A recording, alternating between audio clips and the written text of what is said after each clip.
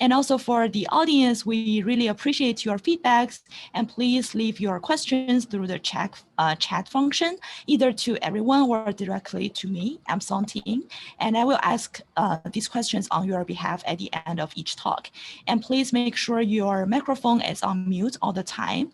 So now I'm excited to introduce our first presenter, Dr. Kayla Nguyen from UIUC, and her talk is about new direct electron imaging techniques for quantum materials. Thanks, everyone. Let me just rearrange this first. It's a little bit, okay. How does it look? Is it good? Yeah, it's good now. Okay, perfect. Thank you so much for inviting me. There's a lot of people and there's a lot of women, so I'm just gonna go directly into my talk. My name is Kayla Nguyen, and my research is on electron microscopy, obviously, but my title of my talk is called New Direct Electron Imaging Techniques for Quantum Materials.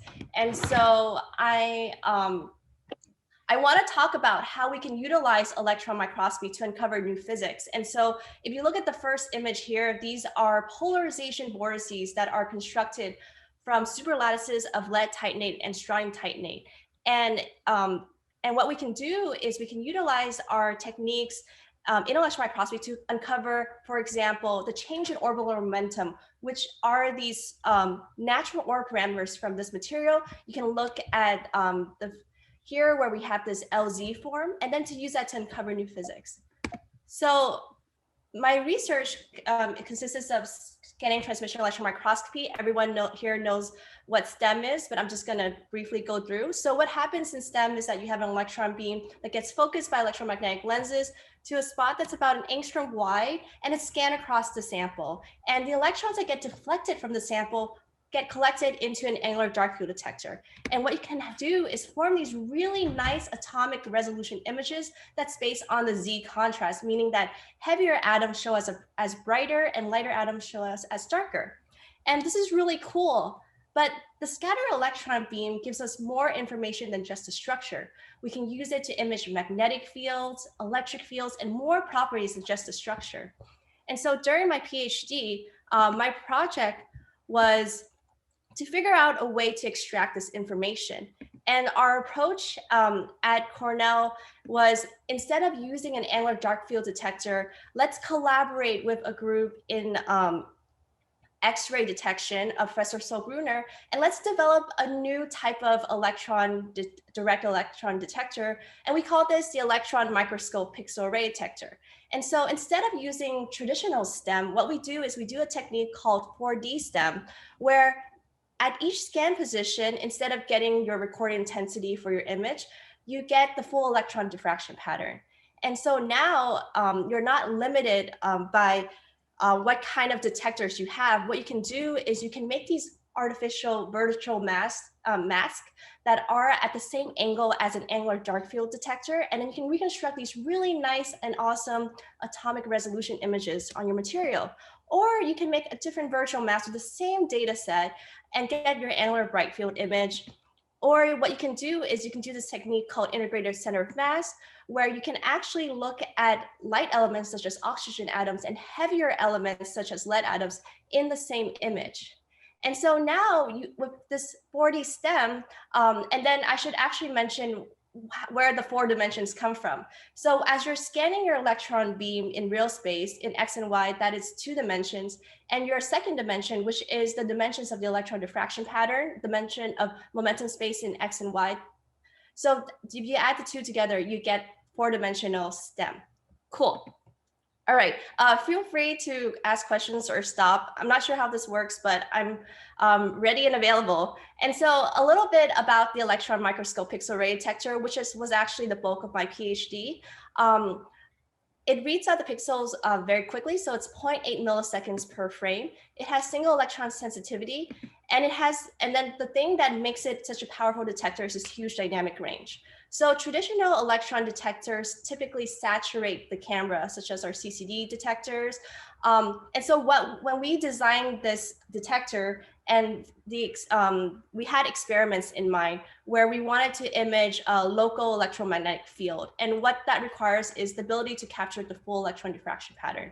Secondly, we designed this detector for STEM imaging. And so for us, the biggest thing that we wanted was this really high dynamic range instead of having a faster detector or a detector with more pixels. And so if you look at the diffraction patterns here, in terms of the number of electrons, the center of the diffraction pattern is tens of thousands of electrons. But at the higher angles where the Kikuchi lines are right here, this is only a handful of electrons.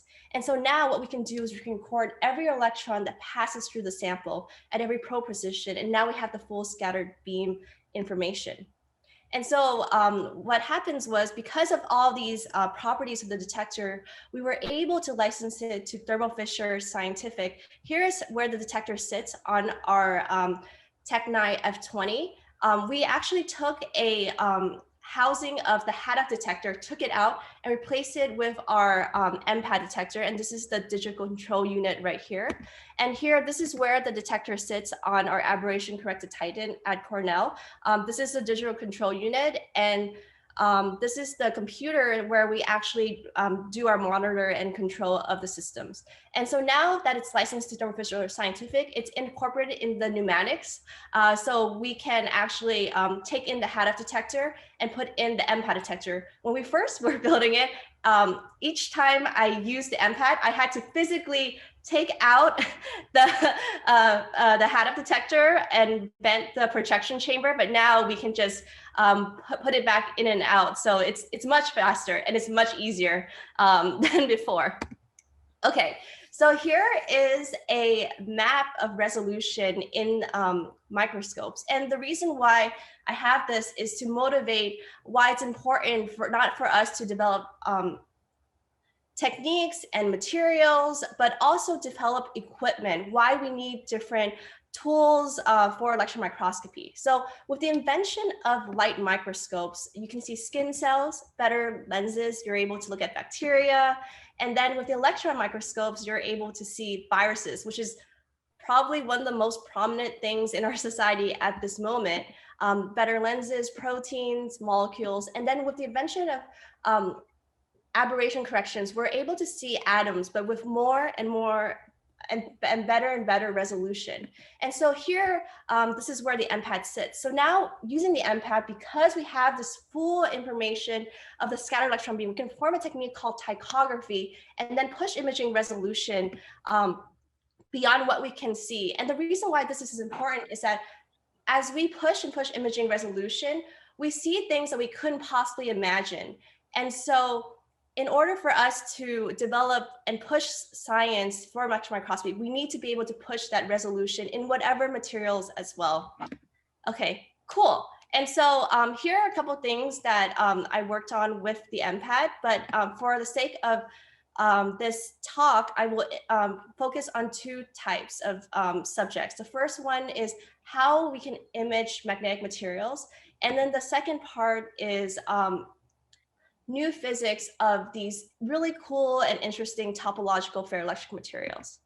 Okay, so part one, imaging magnetic materials. So the question is, why do we want to image magnetism? So magnetism is important because we see it every day of our lives, from the devices to navigation systems that we need. And also data storage is a big issue. And so one of the things and one of the solutions is magnetic skyrmions. We can read and write using magnetic skyrmions. They also represent the smallest thin textures in magnetic thin films. Also, they're really interesting. There are new and emerging magnetic materials, for example, the anti-skyrmions. And so what we can do with our ability in electron microscopy is to push imaging resolution and more details for these magnetic structures. And so the question is, how do you image magnetism with electrons? So then you can go back to freshman physics or high school physics where you have an electron, it's a charged particle. So as the electron moves past a magnetic field, it feels this deflection. You can relate this back to Lorentz force law up here. And so typical magnetic deflection is around 18 microradians for a 10 nanometer thick film of iron at 100 keV. So this deflection that the electron feels due to the local magnetic field is very small compared to Bragg diffraction, which is about 4 milliradians. And so if we want to measure electric or magnetic fields in the electron microscope using Vortices, how is our approach going to work? And so using the Lorentz force law, the deflection of the electron, what we can do is capture a diffraction pattern in each scan position. And from that, we can measure the center of mass. And so, which is actually the expectation value of momentum. So if you take 2 electron diffraction patterns at 2 different positions, they have different center of mass. So basically when you take them and subtract them from each other, there's this local deflection to related to the local magnetic field. And so by taking this center of mass of each diffraction pattern, you can actually relate this back to the Lorentz force law and reconstruct an image of your electromagnetic field. And so you can so then directly measure that field. And so here is our magnetic field image of single crystal B20 iron germanium.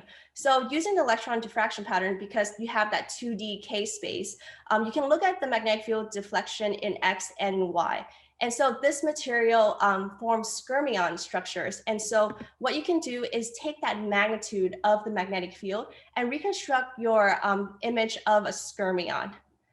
And so if you take a line profile through this field, your root mean squared is 3.6 millitesla. So we have pretty good field resolution too. So we can detect very sensitive fields with the EMPAD.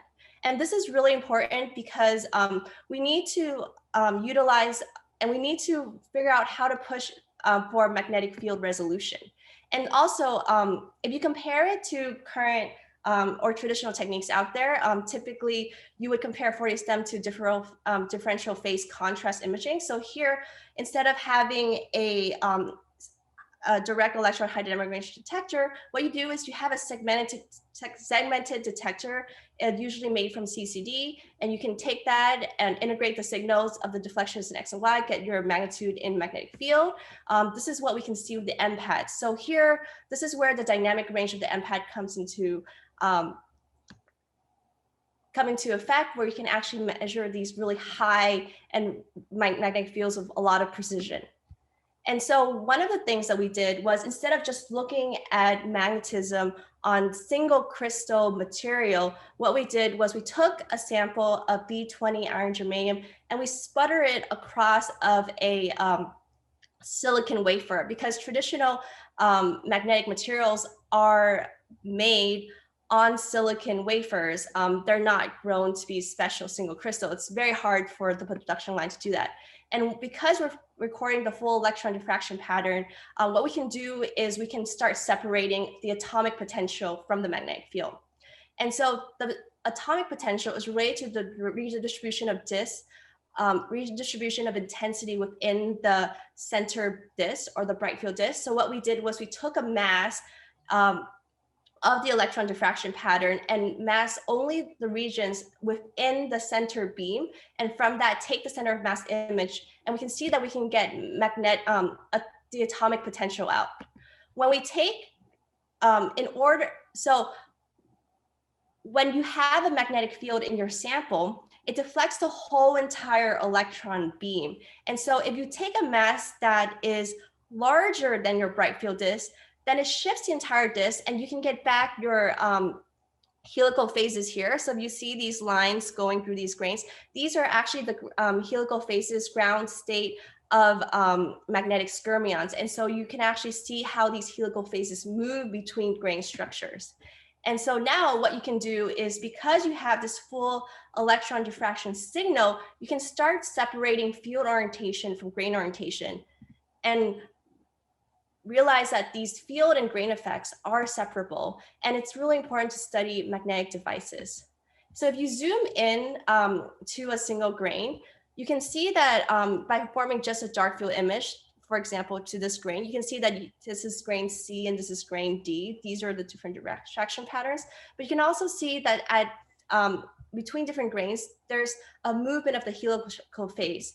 There's a shift in the helical vectors as it goes in between these grains. And so by using micromagnetic simulation, what we did was we had opposite crystal chirality and also different signs of the magnetism or the discharge skin stream warrior interactions.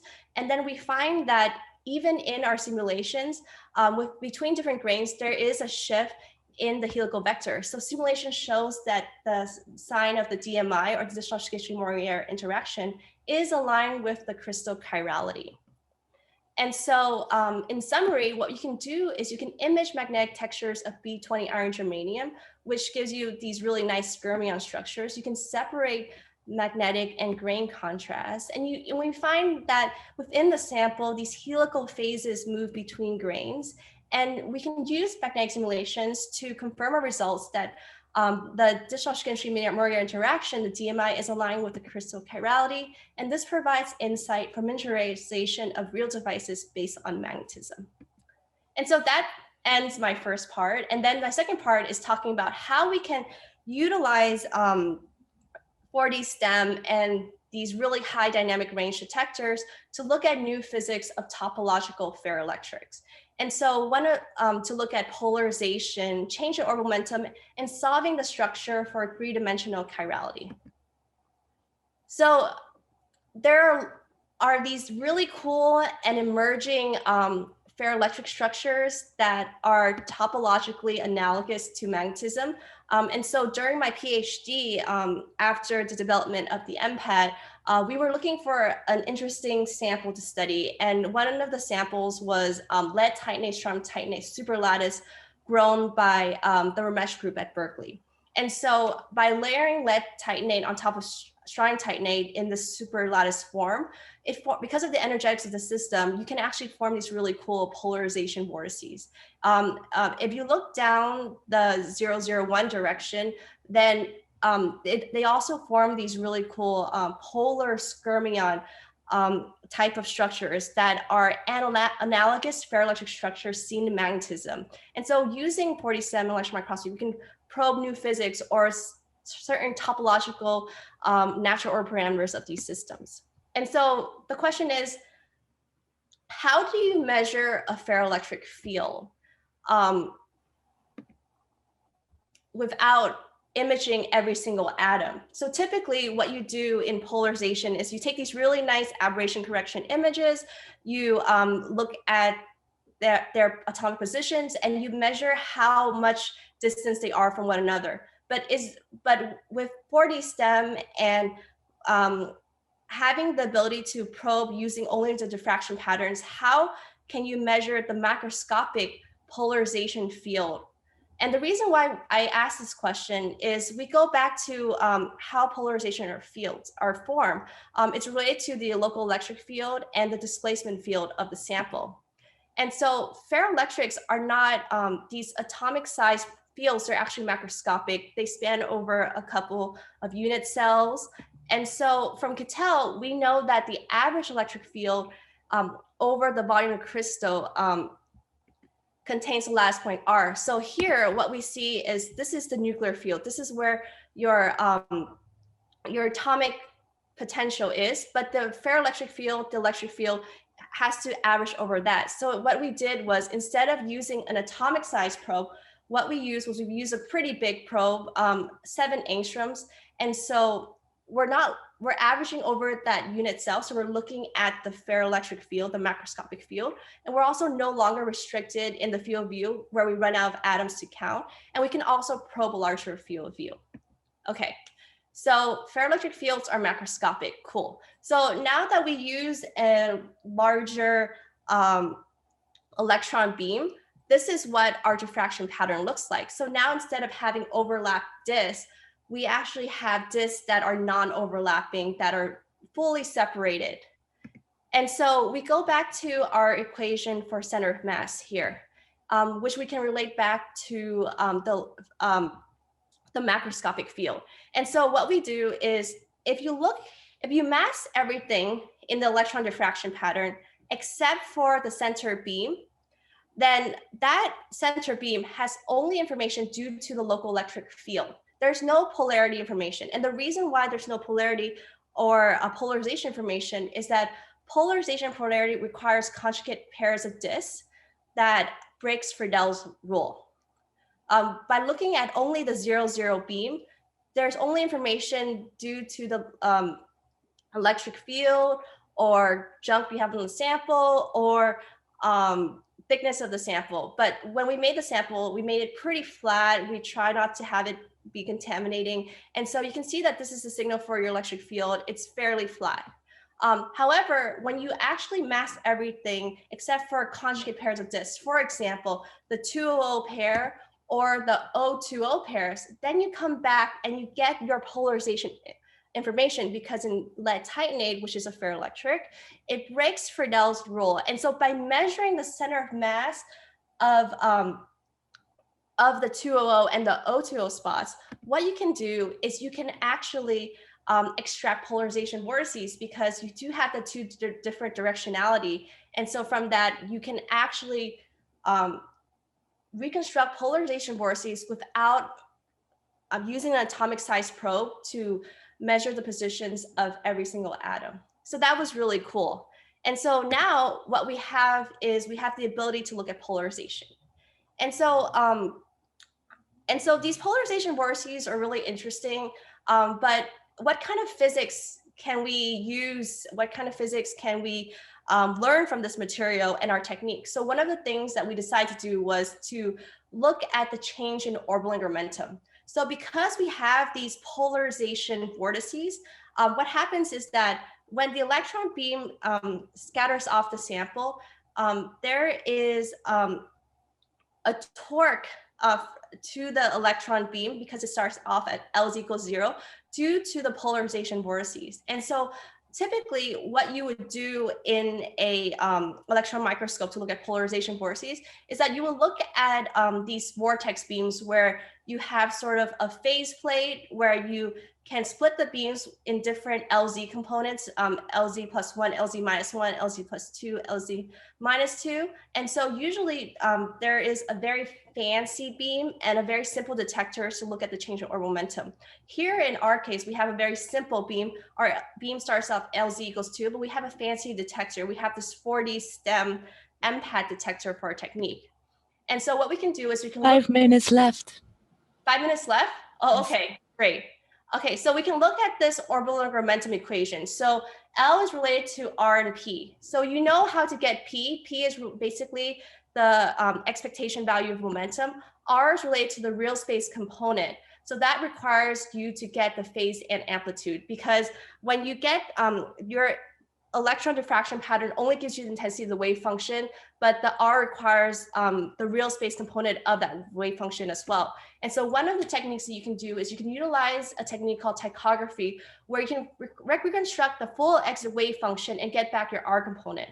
A second thing that we did was we went back, did some physics, and derive a way to actually look at the torque transfer. And so what we can do is we can relate our equation back to Ehrenfest's theorem, but using coordinates related to angular momentum. And by getting the polarization, we can actually integrate up to get our potential. And by using a phase approximation, we're able to develop this technique. All right, cool. So how does the technique are related to each other? So we look at the change in orbital momentum of tychography and the change in orbital momentum of our torque transfer technique. You can see that it relates really well, and it works in simulation. And so what we can do is we can apply our torque transfer technique to experimental data.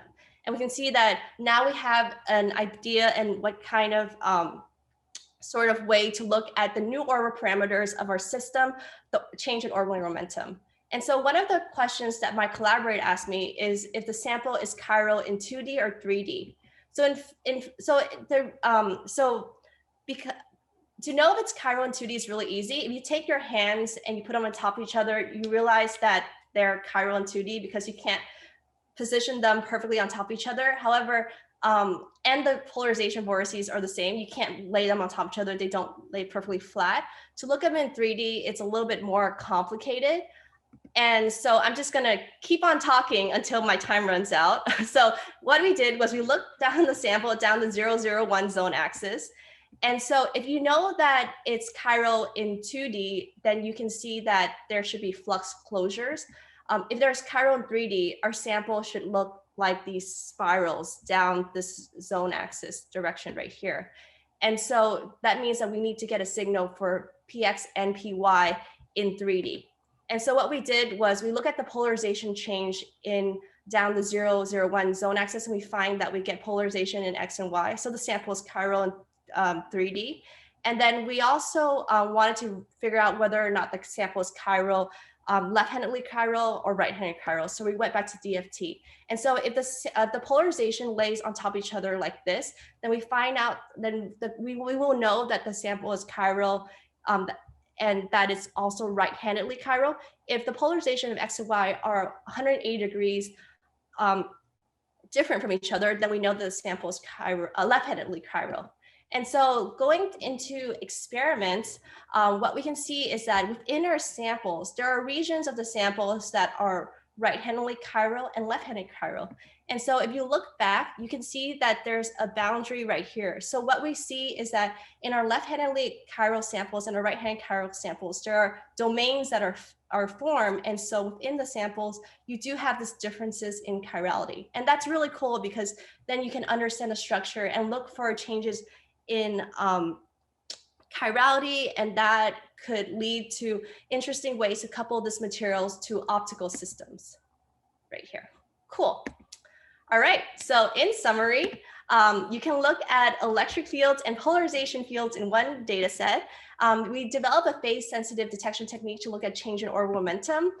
We uncovered that the sample is three-dimensionally chiral, and there's also domains of left and right-handedly chiral of the sample.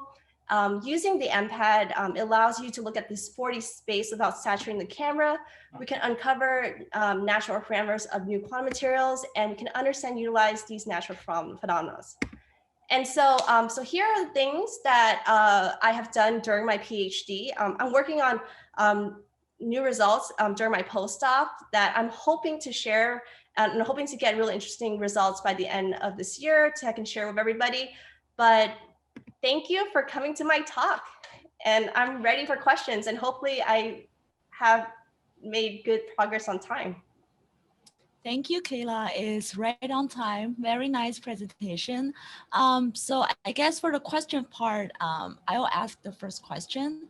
I guess my question is, I know you're dealing with magnetic materials. I'm not an expert on that, but from my experience before, I know that when your electron beam is, interacting with magnetic materials, especially the magnetic field from place to place is different, it will have an impact on the beam. For example, maybe it's a little bit hard to focus, or the beam will change when you scan from place to place. So is there anything we need to pay like closer attention or more attention when we deal with such magnetic materials, or have you encountered the similar problems?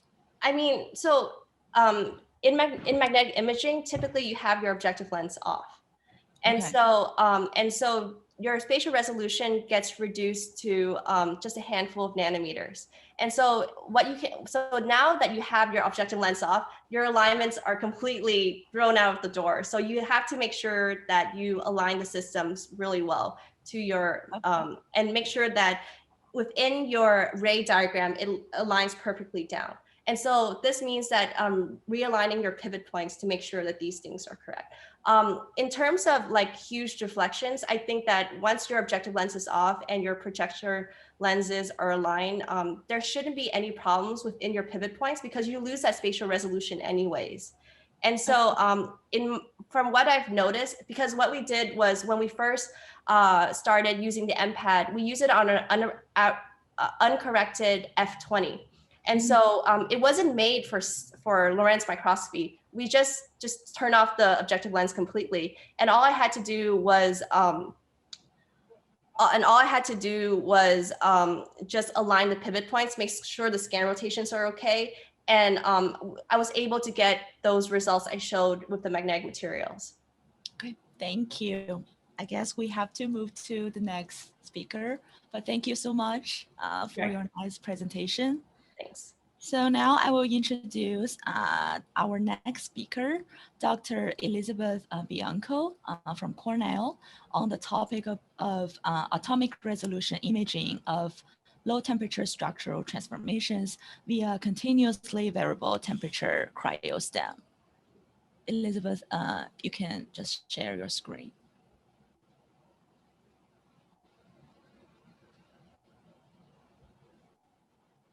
Okay. Hi, everyone.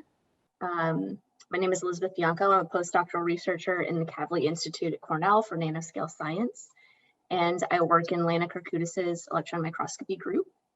Thank you to the MSA Student Council and to the Nuance folks for hosting this super fun event. I'm really happy to be here. Before I get started, I just wanted to highlight my group and thank them, the Kirkudis group, where you'll notice from this picture that I think it's fitting to point out on International Women's Day that the majority of our group is actually women. We outnumber the men almost 2 to 1 in our group, which is really cool. But the topic of my talk today is atomic resolution imaging of low temperature structural transformations via continuously variable temperature cryo-STEM. So in our group, In our group, we use STEM, which is scanning transmission electron microscopy, to study materials and probe physics at the atomic scale. So in STEM, the electron beam is focused to a subangstrom probe, which is then scanned across the surface of the crystal. And we collect the transmitted scattered beams to form either atomic resolution images with very high spatial precision, or we can also do spectroscopy, which gives us information about the chemistry, local bonding, or the electronic structure of the material. But beyond STEM at room temperature, much of the research that's done in our group involves using STEM at cryogenic temperatures, where we cool the specimen to about 95 Kelvin. And we do this to study the evolution of structural changes and other low temperature phenomena that occur at the atomic scale.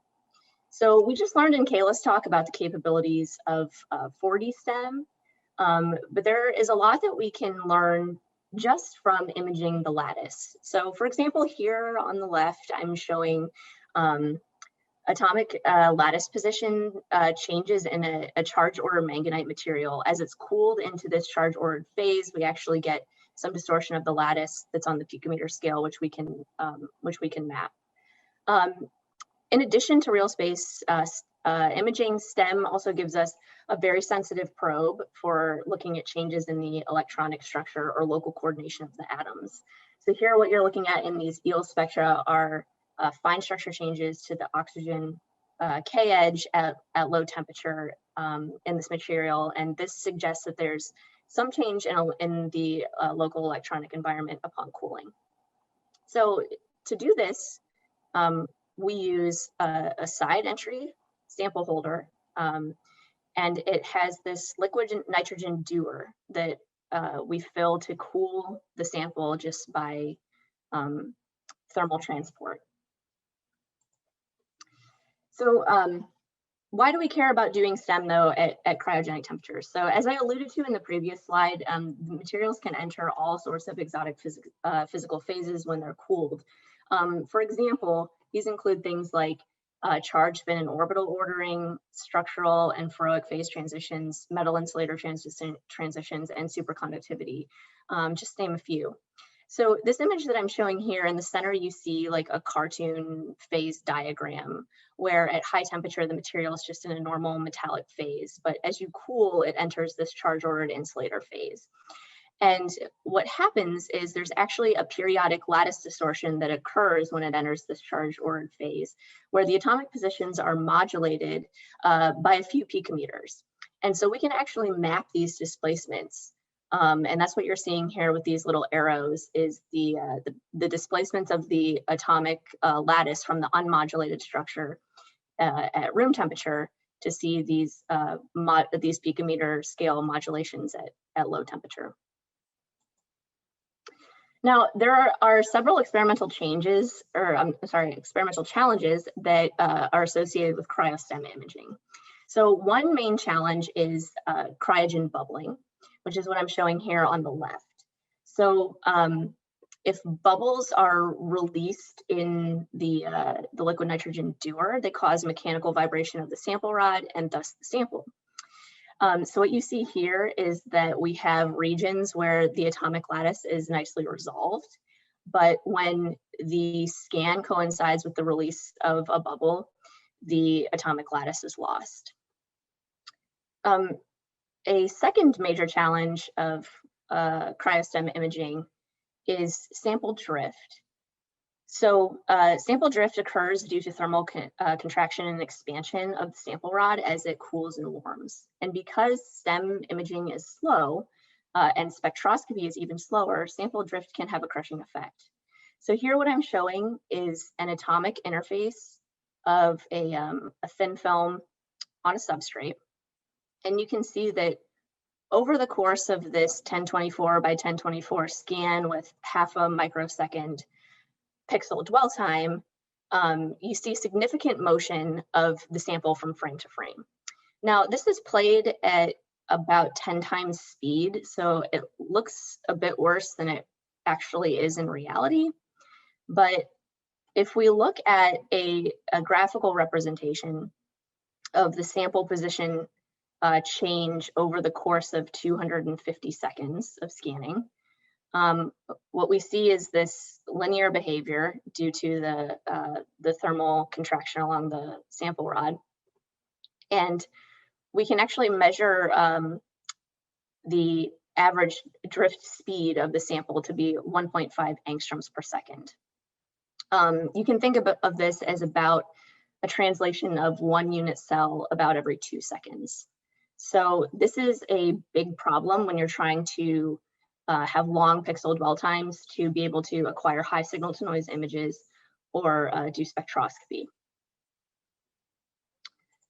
Now, the image on the right here that I'm showing now is an example of very minimal drift. So this is extremely minor compared to the case that I showed you on the previous slide. But what you can see is that there is still a distortion in the atomic lattice due to the drift here. And so this is still significant and must be corrected for in order to be able to do any quantitative work on this atomic scale image. Now, there are experimental setups which can minimize the effects of drift. So here again, I'm showing a typical side entry cryo holder that we use in our Titan-based microscope. Again, you can see the sample position change over the course of about 5 minutes. And in this case, the average drift speed was about 0.75 angstroms per second. So not as bad as the previous case that I showed you, but this is still significant. Well, meanwhile, if we compare this to say a dedicated cryo stage, this is from our Thermo-Thales Arctica system. The dedicated cryo stage offers about an order of magnitude improvement in drift stability over the side entry holder. But the problem with this is that this lacks experimental flexibility, particularly in the form of double tilt capabilities. So when you're imaging crystalline materials, you really need that dual tilt capability. And so that's why the side entry holder, despite the larger drift, is ideal in that case. Okay, so what can we do about this problem? While overcoming cryogen bubbling that distorts the lattice image is mostly just a waiting game, we actually do have a robust method for dealing with sample drift. That is, we take a stack of fast acquisitions. These have kind of like sub microsecond pixel dwell times. And we do this to effectively outrun the sample drift. So by scanning really fast and collecting a low signal to noise stack, that drift isn't so significant over the course of the frame. We then can cross correlate these low signal to noise images in the stack to recreate a high signal to noise image.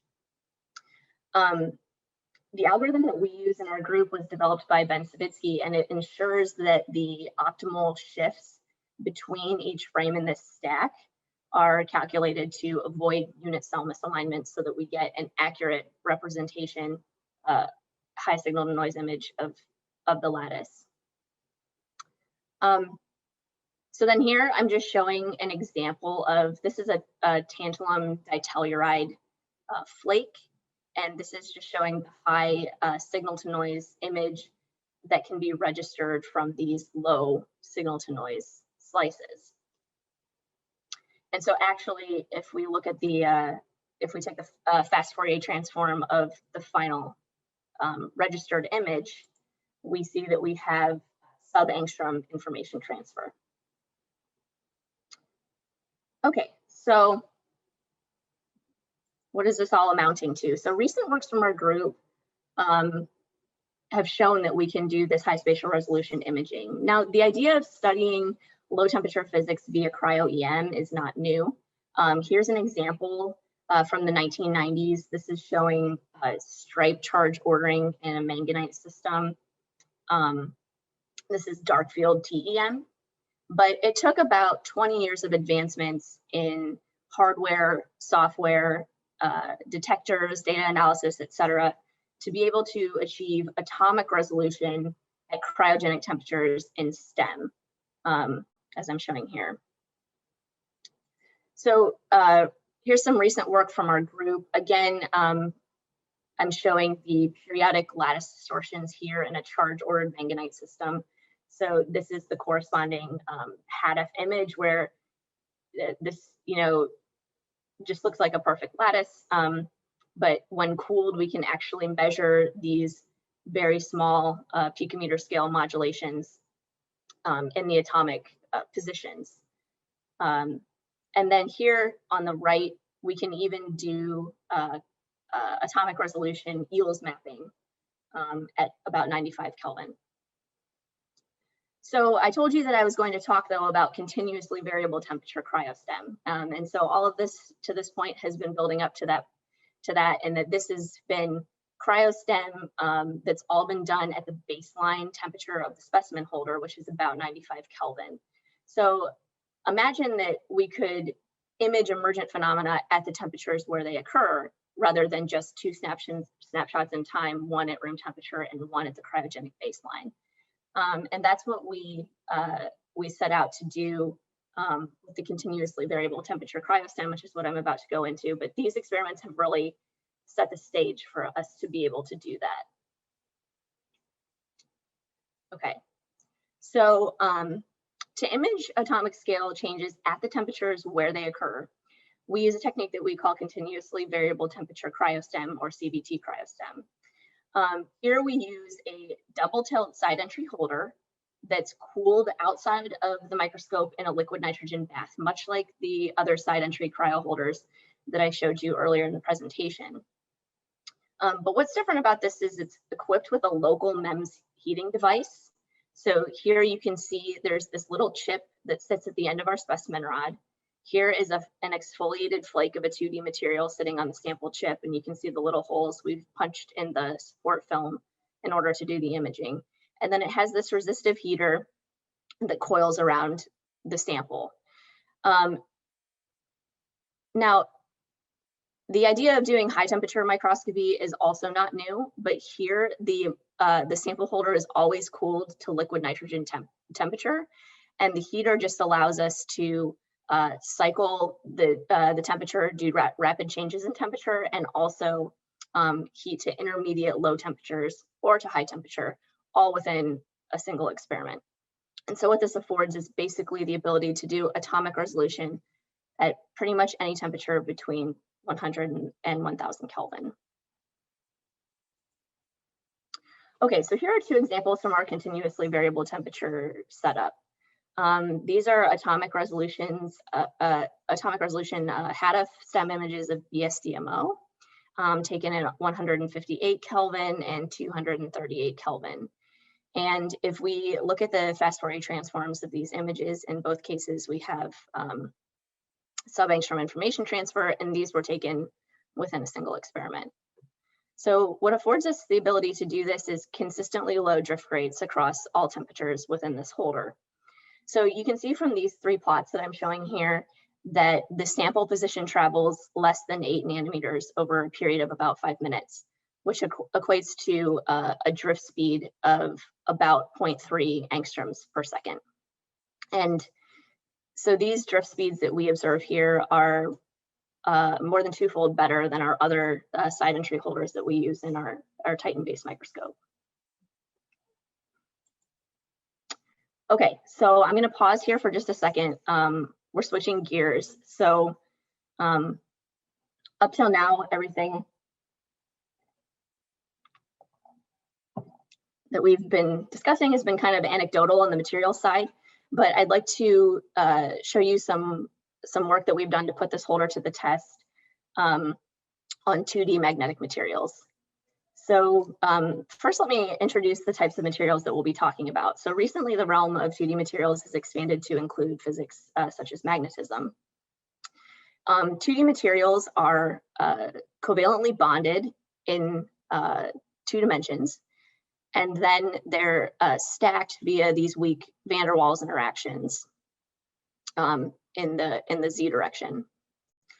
And so chromium triiodide and chromium trichloride are probably the best known 2D magnetic materials. Magnetic properties on these types of materials depend strongly on the layer thickness. So as you exfoliate these down to thinner layers, you'll see changes in the magnetic properties. And they also depend strongly on the stacking order of these layers. So how they're shifted relative to one another. And so here on the left, I'm showing magnetic measurements from chromium triiodide, and this is showing changing in the magnetic order as a function of layer thickness. And then on the right here,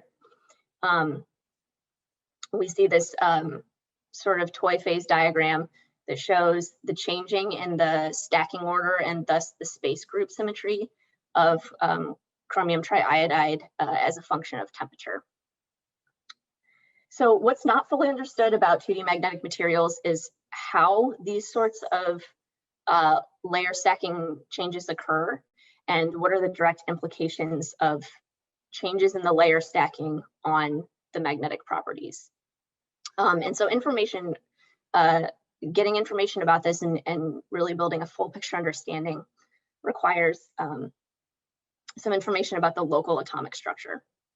Now, this sounds like it would be a straightforward experiment for atomic resolution microscopy, but what that means is that it requires imaging the structural changes at the temperatures where they occur. And so that's what we set out to do with the continuously variable temperature Cryo-STEM. So I'm actually not going to talk about chromium triiodide or chromium trichloride today. I'm going to talk about a different material that is within this same family of 2D magnetic materials. And those are the niobium halides of form NB3X8. And so much like the other more famous magnetic 2D materials, these are cluster magnets that form a Kagami net in 2 dimensions and then layer in 3 dimensions via van der Waals interactions. And the clusters each have an unpaired spin resulting in a paramagnetic state at high temperature. So here's an example of a material from this family. This is niobium chloride. And here on the right, we have the paramagnetic ground state. And judging by this magnetic susceptibility curve, this paramagnetic state occurs at high temperature.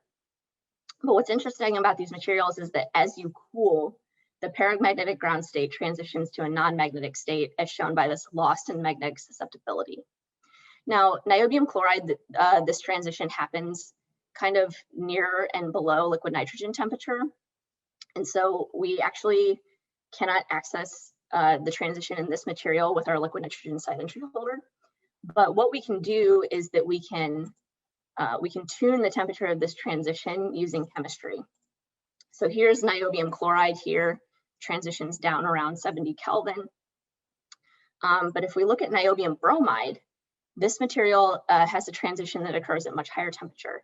So in this material with our continuously variable temperature Cryo-STEM, what we can do is we can heat into this high temperature phase, and then we can cool it into the low temperature phase to study the structural changes that occur in this magnetic material. Okay, so let's take a closer look at niobium bromide. Niobium bromide is the material that I will focus on for the rest of my talk. In niobium bromide, here again is the paramagnetic state. As you cool, it transitions to the non-magnetic state, as shown by this loss in magnetic susceptibility. And X-ray studies suggest that this is a structurally driven transition. Okay, so let's take a closer look at the crystal structure. So in the high temperature state, it's in this 2-layer unit cell. And when cooled, the transition involves a dramatic layer restructuring from the 2-layer unit cell to a 6-layer unit cell.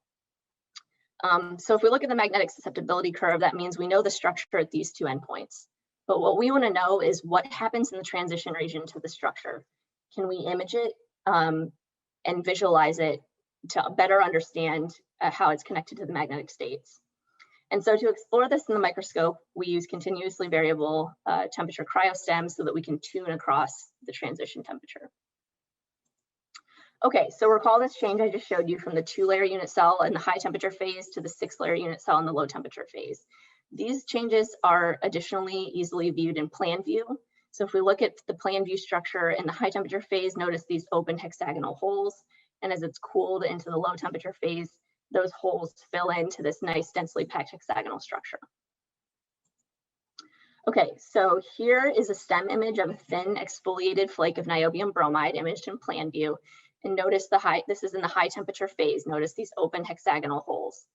Now in the microscope, I'm going to start to cool the sample. Okay, so as we start at 263 Kelvin with that high temperature phase that I just showed you, and we cool to 248 Kelvin, you'll notice that we encounter this intermediate phase as you see the contrast beginning to redistribute and these open hexagonal holes beginning to fill in. Now, this can be difficult to see from the images alone. So if we look at these line cuts across each image, you see the intensity that's absent here is starting to fill in. Okay, and then as we continue to cool, we reach the full low temperature phase at 223 Kelvin. As you can see by the even contrast across the image, those holes are completely filled in, and this is indicative of reaching that 6-layer unit cell structure. So now I'm going to try to warm the sample back to recover the high temperature phase. First, we encounter at 613 Kelvin a different intermediate structure. Now, it's also worthwhile to note that here we're already at 613 Kelvin and we've not yet recovered the high temperature phase that we started with at 263 Kelvin. We actually have to heat all the way to 673 Kelvin before we can fully recover that high temperature phase. So there are 3 major things to note here. The first is that this transition does not happen abruptly, but rather it happens stepwise through a series of metastable intermediates from the high temperature to the low temperature phase and then recovering the high temperature. Second, the most stable intermediates that survive over the largest temperature ranges observed on either side of this cooling and heating cycle appear to be distinct, meaning that this intermediate phase observed at 248 is different than this one observed at 613. And third, to compare the hysteresis that we observe here, this is over 400 degrees hysteresis between these 2 images, whereas if we compare it to bulk samples, we find that the hysteresis in exfoliated flakes is quite large. So let me lay out this temperature cycle that I just showed you. 3 minutes left. Okay, sure. So let me lay out this temperature cycle that I just showed you on this sort of toy diagram of phase as a function of temperature. So if I start at this high temperature phase, cool to the low temperature phase, and then warm back to the high temperature phase through these intermediates, we notice this 400 degree hysteresis. So if we compare that to the magnetic measurements done on bulk samples, and we take this magnetic susceptibility curve and we squeeze it down so that it's on the same temperature scale as the plot on the left, you'll see that the hysteresis here is only about 20 degrees. So what we're learning is that our results suggest that there's the possibility of intermediate magnetic states in thin exfoliated specimens. And I'm going to skip over this next part, but we see an even more complex transition loop in thinner specimens, and that hysteresis gets even wider. Okay, and so this is my last thing before I wrap up, is that just within the space of this gradual transition, the transition from one intermediate to the next may be abrupt. And so if I show you these two images separated like this, based on my previous data, you would probably think that these were acquired at 2 different temperatures and represent you know, a vast span of temperature in between. But remember that STEM is a scanning technique where the image is built up line by line like this. And so if we actually take this full image, we see this very abrupt transition within a single frame from one intermediate state to the next. And so this allows us to kind of put an upper bound on the time scale of things, where one line of data here is about 5 milliseconds.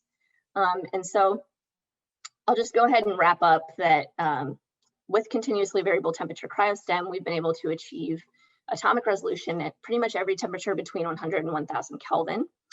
This has enabled us to directly visualize the structural phase transformation in niobium bromide at low and high temperatures within a single experiment.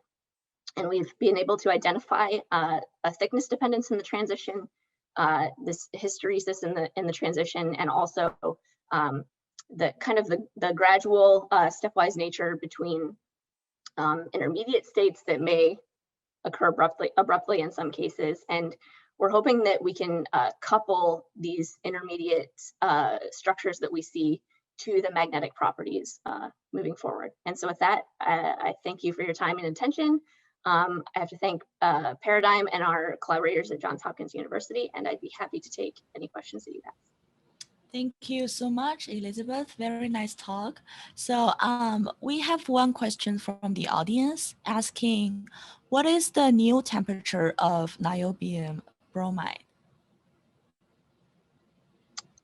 Oh, that's a great question. And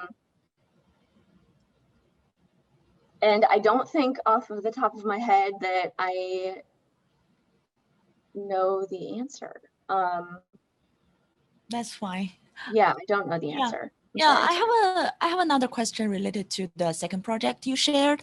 So about the phase transition, I know we have seen a lot of like very great images for different steps of the phase transition.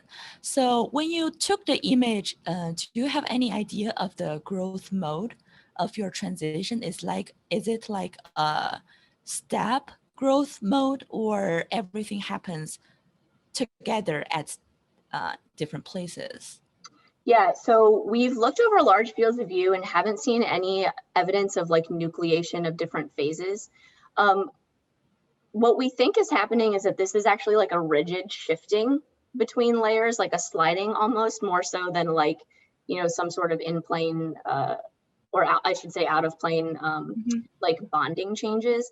And so it's something that we're looking for that we haven't fully pinpointed, but basically by our large fields of view data, it seems like everything transitions very uniformly. So we don't see any sort of like nucleation of the phases. Cool. Thank you very much. So I guess we don't have time for the last question. Maybe Elisabeth can answer from the chat. So now I will introduce to you guys about our last presenter, Dr. Kun He from Northwestern, on her study of study materials behaviors in liquid and gas environment by In-Situ TEM. Kun, you can share your screen now. Yes.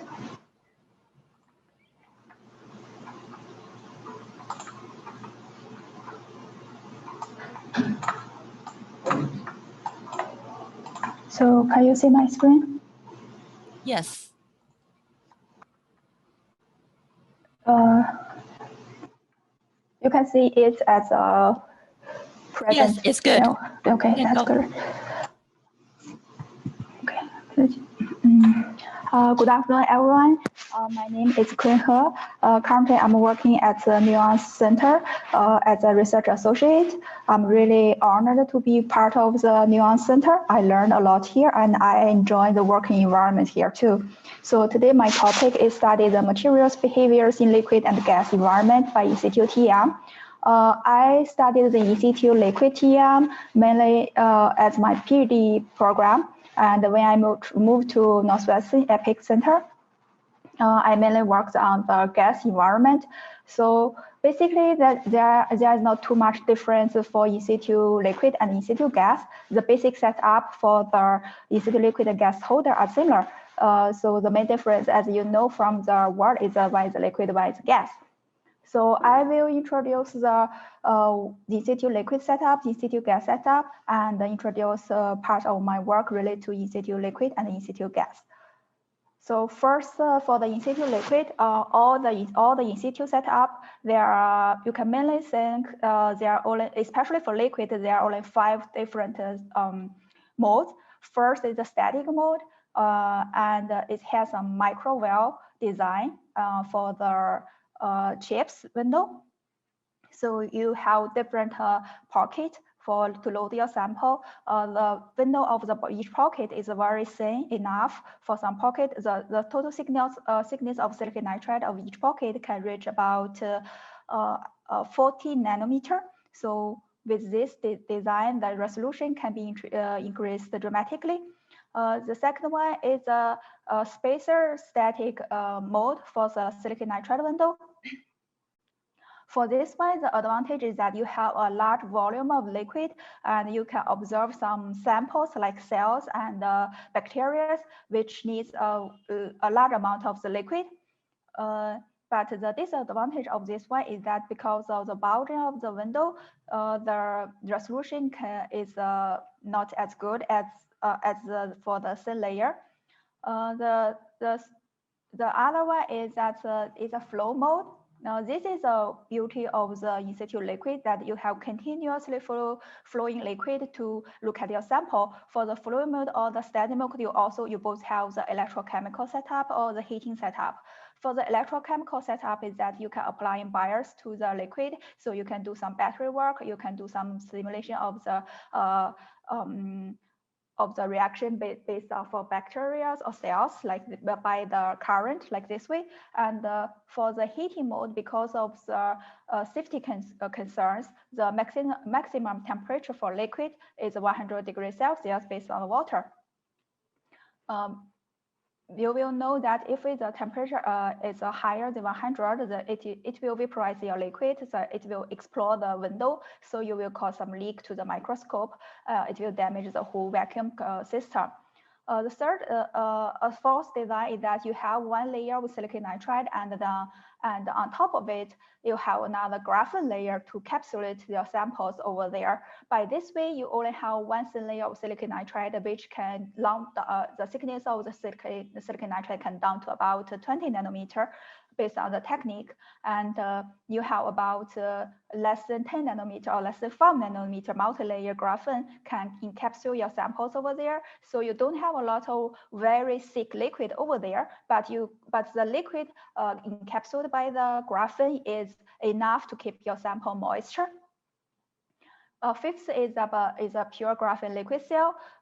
As we know that the scale of the pure graphene liquid cell pocket is around 100 nanometer. So the dimension of the graphene liquid cell is much more smaller compared to the silicon nitride sandwich liquid cell, but the resolution increased dramatically. So for most of the metal particle, you put it into the graphene liquid cell. It's easy for you to put it to reach about atomic resolution. And another advantage of the graphene liquid cell is that you can put the graphene liquid cell into the conventional double tilt holder. So it's easier for you to do the double tilt to get to reach to your zone axis to observe your sample.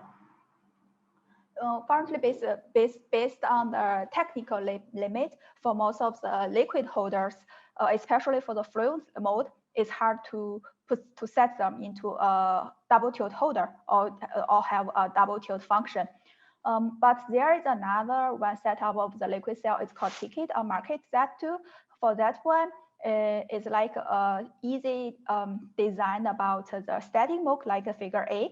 You capillary a sample or liquid with your sample into the silicon nitride, and you seal the to silicon nitride window, and it's the final device is just like a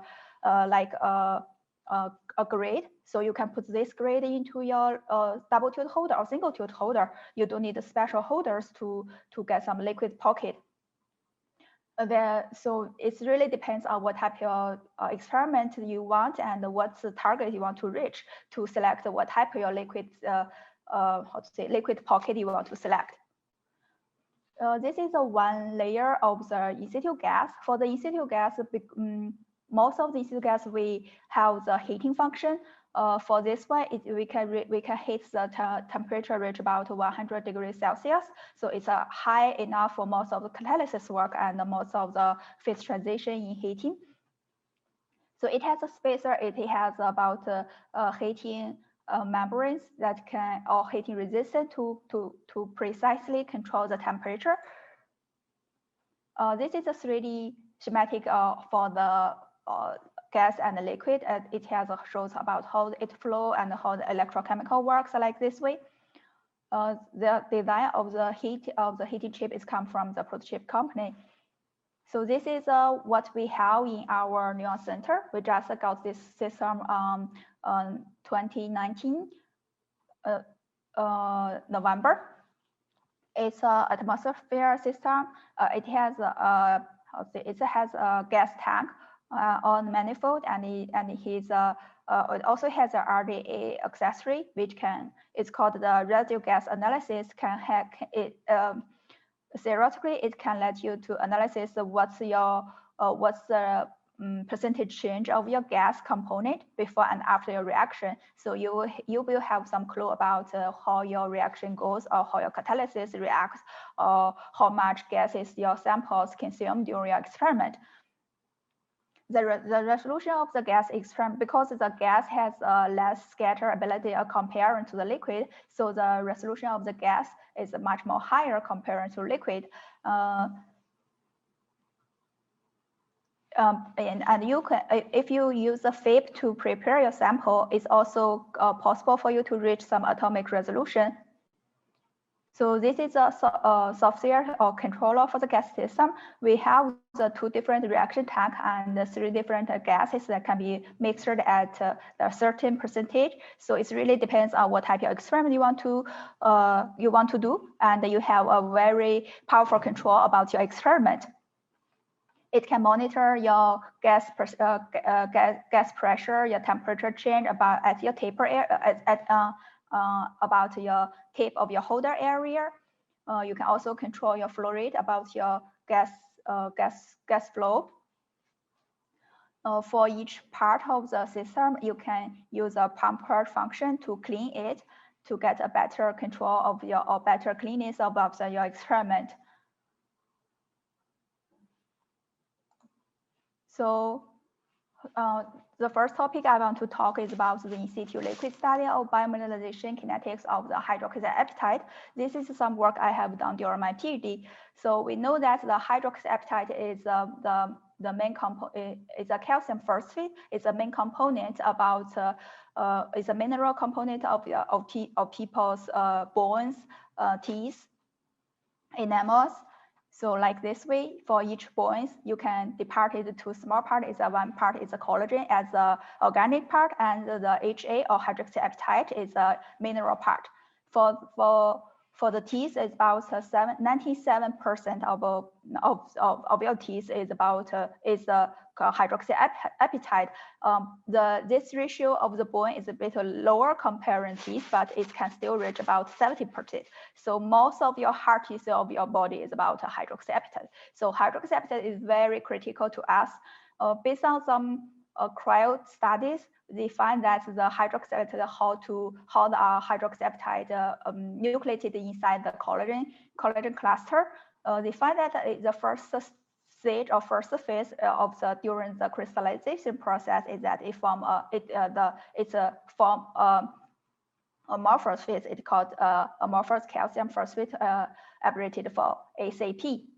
And the ACP is also can be found in some fish.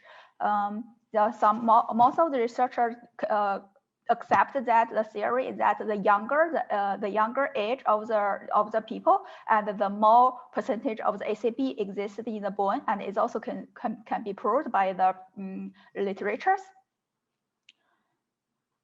But for the details about how the ACP transform to HA and how the HA biomineralize the whole process still is not a very clear conclusion. Most of the people believe that there is an intermediate phase ACP and the HA can nucleate it on the ACP. How the HA nucleated on the ACP have different hypotheses. From someone believes that is just directly dissolution and reprecipitation progress.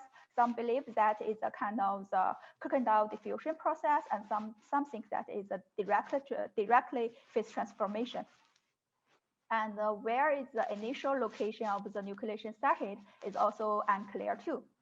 So this is all the other researcher studies about how the HA transformed from ACP.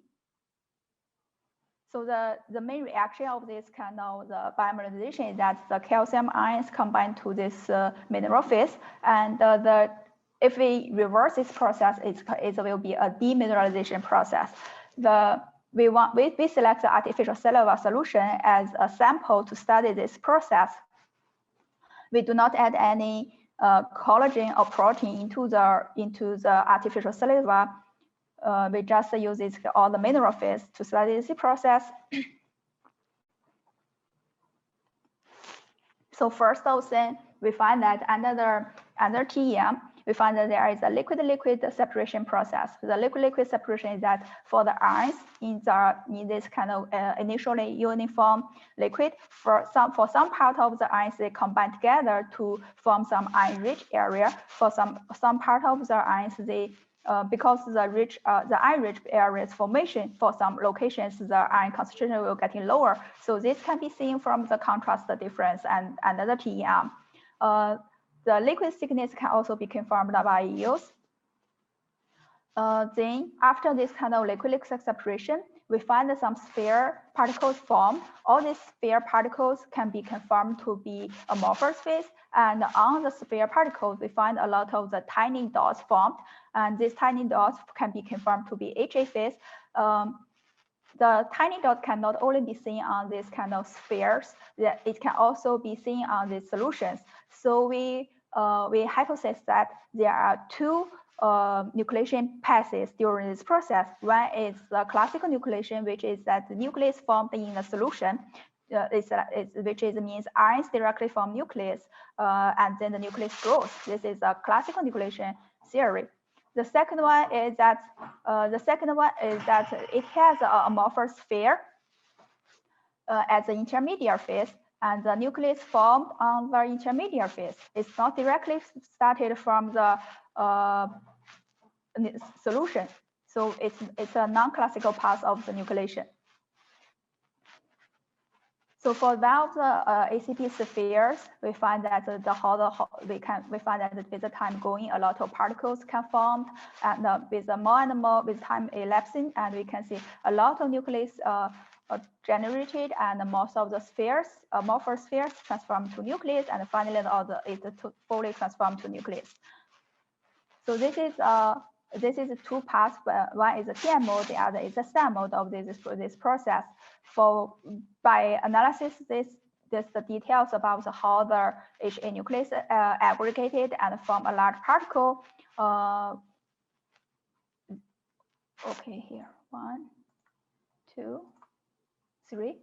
So this video shows how the HA For the first one, this is the TM mode, so the dark particles are HA, and you can see there the contrast changing during the process. Is that because when we're doing the imaging, there is a Z changing during the whole process, and also we need to change focus correspondingly to get some clear image. The second one is the STEM image.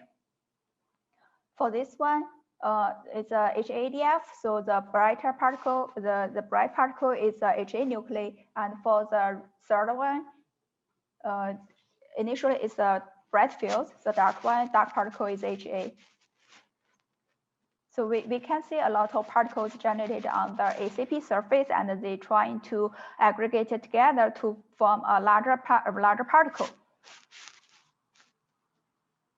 So we do the size analysis and the average area analysis to get some conclusion about the counts of the HA decrease. That's which means that there is a large aggregation form. And the size comparison, a comparison of the in-situ work and also the ex-situ work confirms that they are the HA nuclei and ACP spheres. We also have this kind of DFT simulation. So we know that because most of the researchers believe that it's a kind of the intermediate phase, so non-classical nucleation. So why we also observe the classical nucleation process. So the DFT simulation can give us some clue that for most of the for the formation of the HA crystal and also for the ACP cluster, both of them is a lower energy process. So that means that they are all energy favorable passes for the formation of the HA crystal and the ACP sphere. But compared to the HA crystal, ACP sphere has a larger gap, which means it's much more preferred during this process. So that's why most of the researchers or most of the a lot of the spheres can be observed. But it cannot exclude the possibility that the HA crystal formation can also happen because it's also energy favorite path. So this is another video shows about how the direct nucleation. So you can see the similar size of the HA nucleus directly generated from the solution, and they aggregated together to form initially to form a loose cluster, and finally this loose cluster can form form a large HA crystal. So a lot of detailed analysis about how the particle attached or oriented that or rotate to attach during this process. So like for this one, like the particle 1 is trying to attach to the particle 0, but it didn't, even though they are very close. So we can hypothesize that it's very possible that it's because it's not their physics is not match, or there is not a lower energy process. So when it's a fluctuation in the solution and adjust its physics, once it reach about its matched physics, it will attach together. So this kind of phenomenon can be observed during all the attaching progress. So that means even for the nucleus attached to each other, it's kind of the physics selected process. This is our conclusion of this biomineralization process, is that it's for the homogeneous iron solution, it can, for the liquid-liquid separation, happens for both passes. And after that, it will have one is a classical nucleation process, which is directly nucleated from solution and grows to some crystal. There is a non-classical nucleation process, which is to generate an intermediate, relatively low energy intermediate phase first, and then the HA crystal will formed on the intermediate phase, finally to form this kind of the crystal phase. This is about the in-situ liquid work, and we also did some in-situ gas work about this one. We selected about the carbon dioxide gas system because first is the carbon dioxide very common, and the second is a very hot topic. A lot of people are concerned about the carbon cycles, about the high, the increasing about the carbon dioxide concentration in our atmosphere, especially after the 19th. You can see how fast the growth going. And currently the carbon concentration in our atmosphere is also break the alert limit. the catalysis we select the copper for the this kind of the carbon dioxide hydrogenation process is that copper. First is copper is very cheap. It has abundant sources on the Earth's crust. Second is that compared to some noble metal and other catalysis, copper has its own specialist that it has a wide application. It can not only convert carbon dioxide to carbon monoxide, it can also convert carbon dioxide to like this different kind of the products. But this is not for some noble catalysis. Like for gold and PT, they have their specialists about to convert to CO or convert to methane. But for if it do not have the ability to convert to all this kind of the product. So this is a first mimic work. We test about this kind of the copper working as a catalyst in the carbon dioxide hydrogenation process. We find that as a catalyst, they are supposed to be no consume of the copper, but during the whole process, it's 200 degrees Celsius. The copper is feels kind of fast in our microscope, and the expected reaction should be generated carbon monoxide or water. Instead of this one, it generates it's copper oxide and some carbon monoxide. So we want to use this as a model to study the failure of this copper catalysis. The copper catalysis we use in this work is that we use two different morphology of copper. One is the copper nanosheet, triangle nanosheet. The other is a copper nanowire, which is commonly used in the catalysis field. This is In-Situ EDS to confirm the elements mapping of the element composition of the copper. We find that there are two passes of this kind of oxidation by the carbon dioxide. One is that we call it side-to-side oxidation path. So which means the oxide grows from the outside of the nanowire to develop to the inside of the nanowire. And the other is we call it end-to-end oxidation path. So we find that the oxidation developed from the one end of the nanowire and developed to another end. So this is an example of how the end-to-end goes. So for the green triangle part, you can see it's a very typical end-to-end path. But for the red dot and the blue square part, you can also see the oxidation started from the side, but then it goes through the nanowire. But after it fully goes through the nanowire, it then go back to its end-to-end track. 5 minutes left. Okay. So compared to the dynamic analysis of this kind of oxidation process, we find that for these three different locations of three different colors, the final slope of these three curves of figure C, they are the same. So which means no matter where the oxidation started or no matter what path it goes, the oxidation of the copper the rate is same. And also D shows the thickness measure of the oxide layer. So value of this one is 0.043 nanometer per second. We also do another relatively higher Mach, which is means a higher dose of this process. We do the analysis. After the analysis of these cases, we find that this the oxide thickness growth rate is same as the previous one, but the oxide of the copper rate is higher, which makes sense because much more electron dose can accelerate the oxidation or the distribution of the copper ions. But the formation of the copper oxide is not this kind of energy dependent. It's kind of, so we hypothesize this process is a reaction limited process, and we get some phase field